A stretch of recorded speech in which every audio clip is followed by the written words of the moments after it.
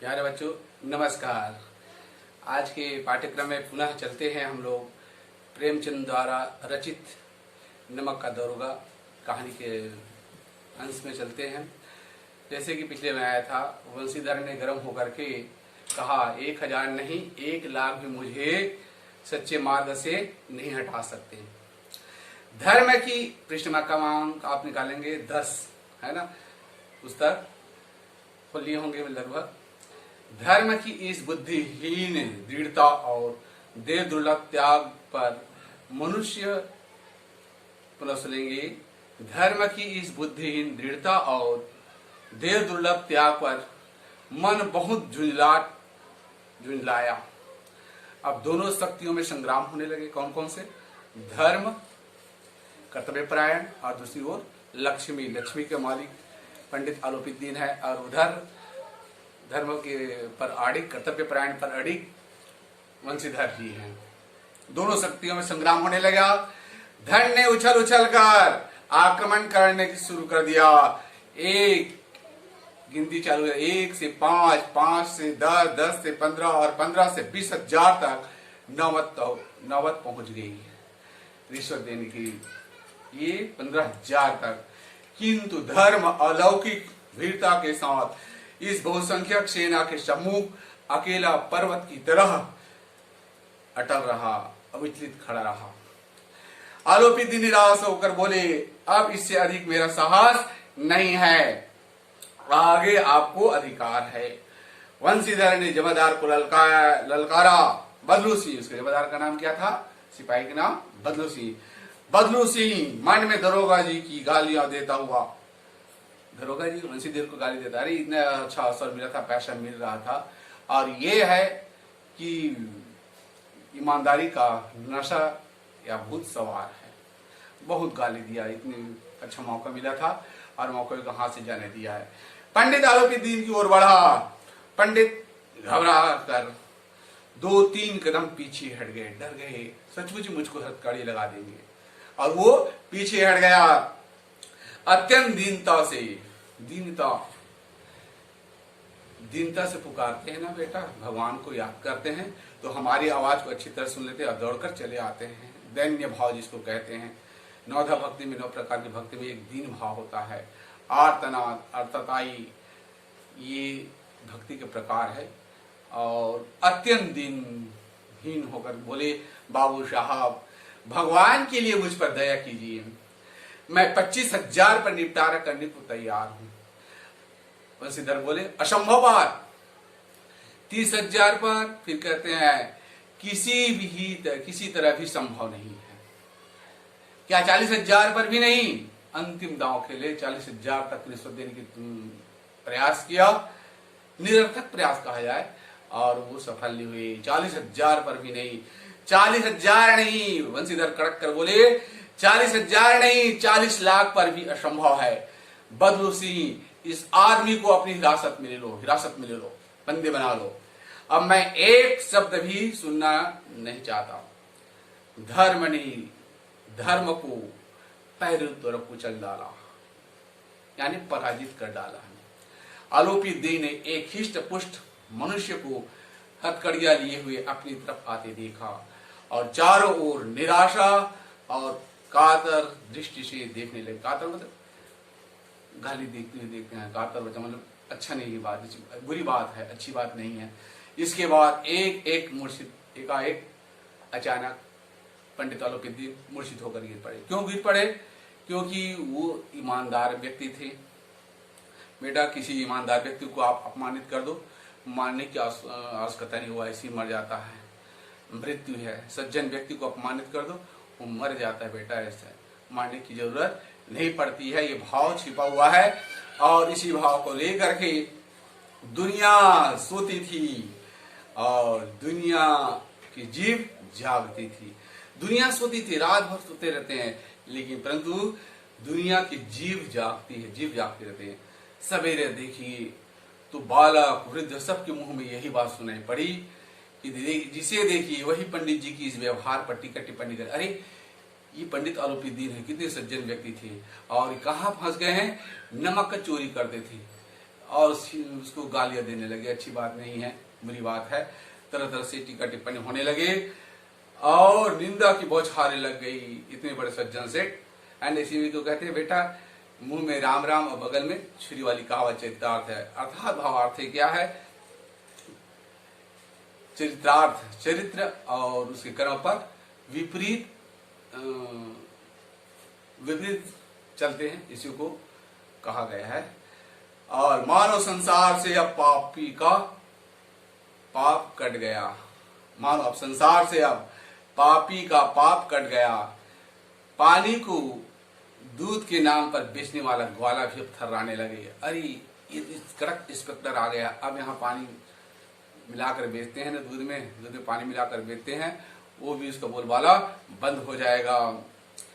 कल्पित रोज नामची भरने वाले, यानी रोज ही रोटी के कमाने खाने वाले है ना, रोज की कमाने खाने वाले के अधिकारी वर्ग, रेल में जो बिना टिकट की यात्रा करते हैं, विदाउट टिकट है ना, बिना टिकट सफर करने वाले बाबू लोग, जाली दस्तावेज बनाने वाले अधिकारी वर्ग के लोग, और सेठ और साहूकार, यह सब के सब देवताओं की भांति गर्दनें चला रहे हैं, यानी गाली दे रहे हैं। अरे इतना बड़ा सेठ था, ईमानदार था, दुनिया में नाम रोशन किया था, और ये कहाँ फंस गए थे, कितने गंदे आदमी हैं, यानी तरह तरह से गर्दन चला रहे थे, मतलब उसका आलोचना कर रहे थे।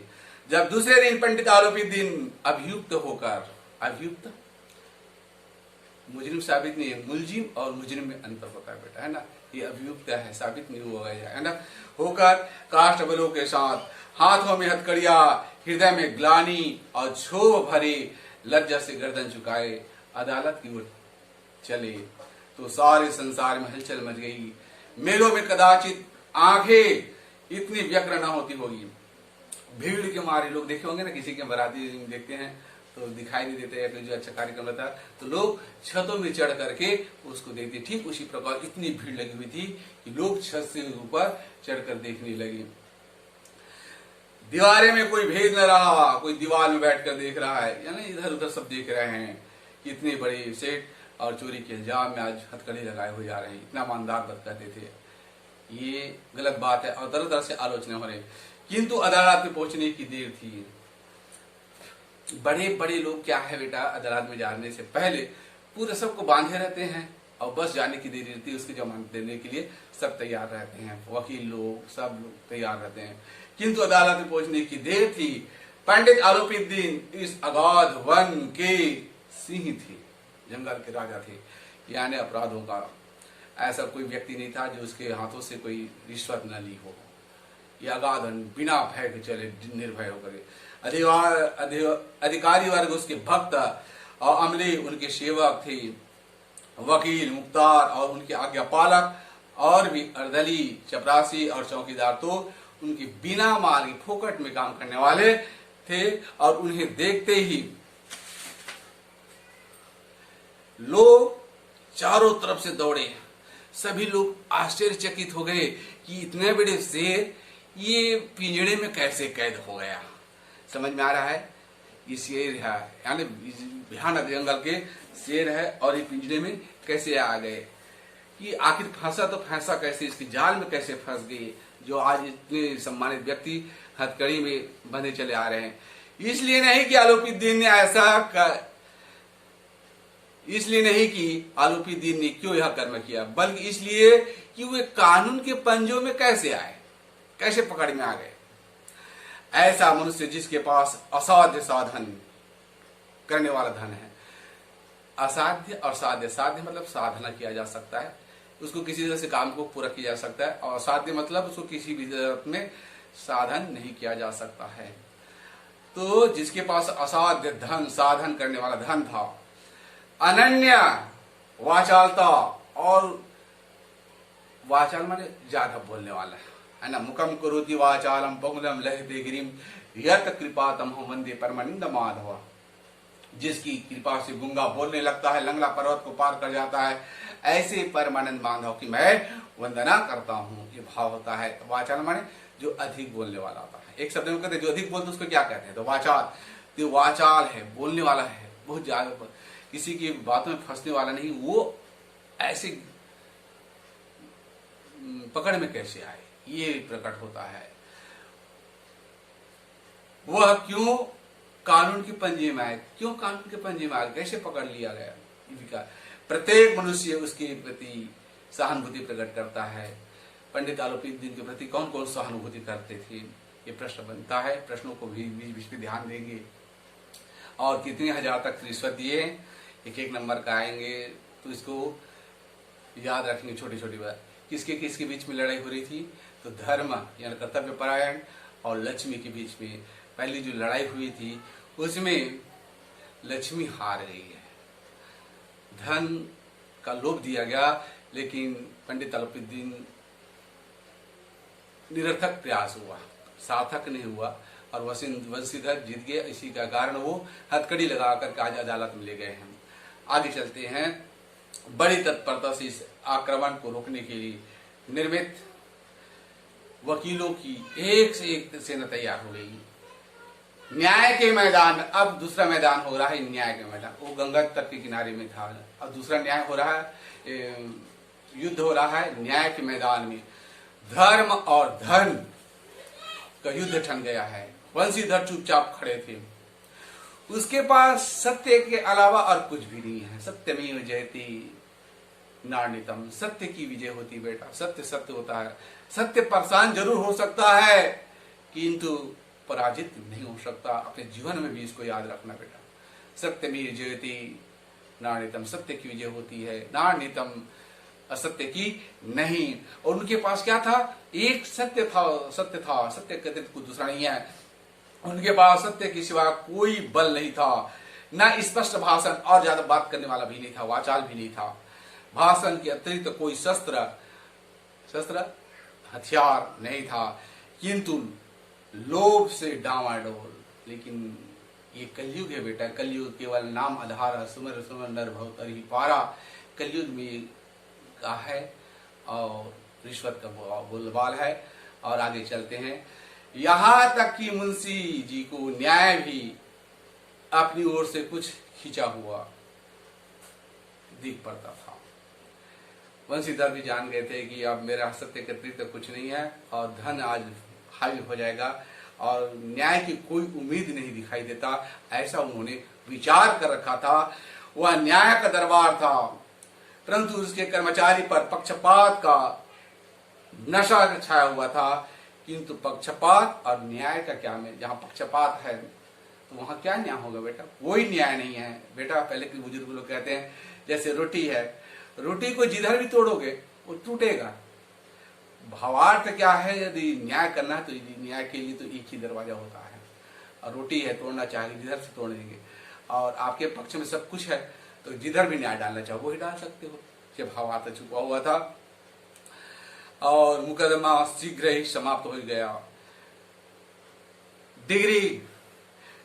डिप्टी मजिस्ट्रेट ने अपनी तजवीज में लिखा, दस्तावेज में लिखा है, पंडित आलोपीदीन के विरुद्ध दिए गए प्रमाण निर्मूल है, उसका कोई आधार नहीं है, भ्रमात्मक है, इसमें भ्रम में डाला गया है और कोई ठोस सबूत नहीं है।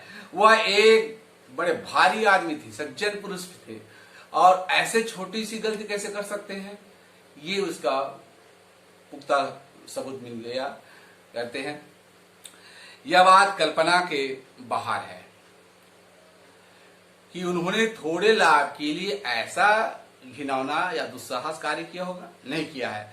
यद्यपि नमक के दरोगा वंशीधर का अधिक दोष नहीं, कोई ज्यादा दोष भी नहीं है, लेकिन बड़े खेद की बात यह है कि उसके उद्दंडता यानी उद्दंडता है ना, और विचारहीनता के कारण एक भले मानुष को कष्ट झेलना पड़ा।